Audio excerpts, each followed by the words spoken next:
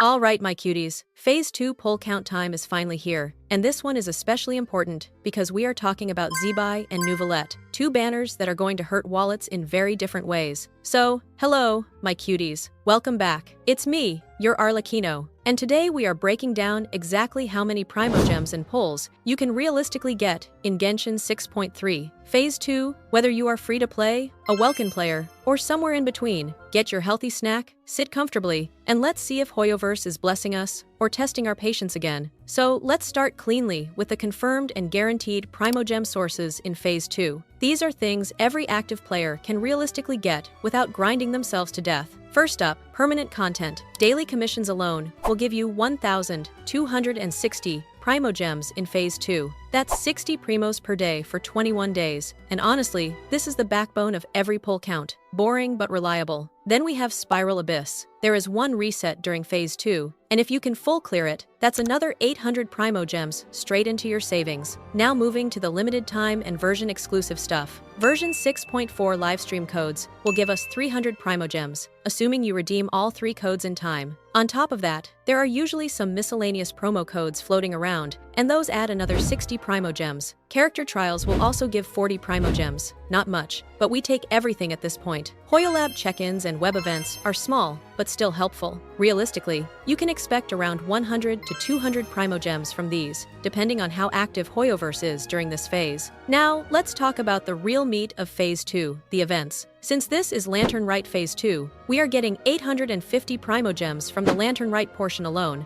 On top of that, we have the Moonlight Patrol exercise event, which gives another 420 primogems. These two events together are carrying Phase 2 hard. So if we add all the confirmed and guaranteed sources together, the total guaranteed primogems for Phase 2 comes out to 3,915 primogems. No grinding, no exploration stress, just log in, play events, do commissions, and clear Abyss if you can. Now let's convert that into pulls, because that's what everyone actually cares about. 3,915 primogems divided by 160 equals around 24 pulls. Yes, my cuties, if you are fully free to play and you only rely on guaranteed sources, Phase 2 gives you about 24 pulls. Not amazing, not terrible, but definitely not generous either. Now, let's talk about Welkin players, because Welkin actually makes a noticeable difference here. Over 21 days, Welkin gives 1,890 extra primogems, add that to the base 3,915, and you get a total of 5,805 primogems for Phase 2. 5,805 primogems divided by 160 equals around 36 pulls.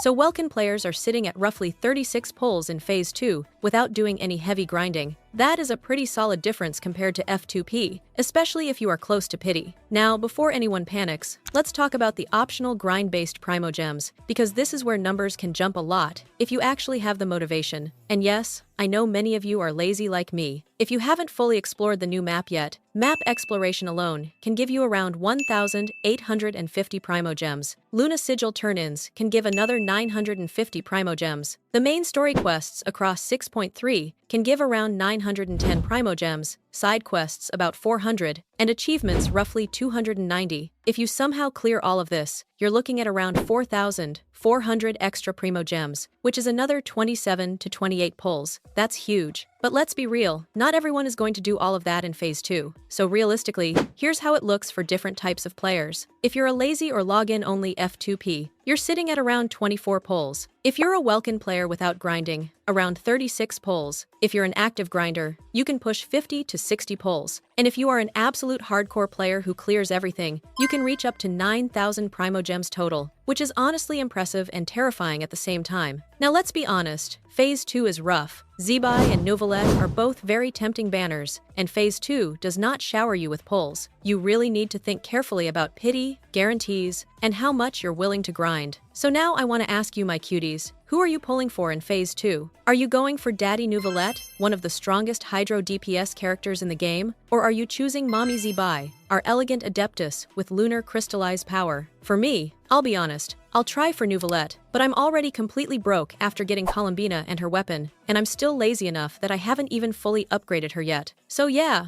my primogems are crying. That's all for this Phase 2 pull count breakdown, my cuties. I hope this helped you plan your pulls and avoid regret later. Prepare your primos, plan smart, and may your wishes be blessed. Thanks for watching, and as always, peace out.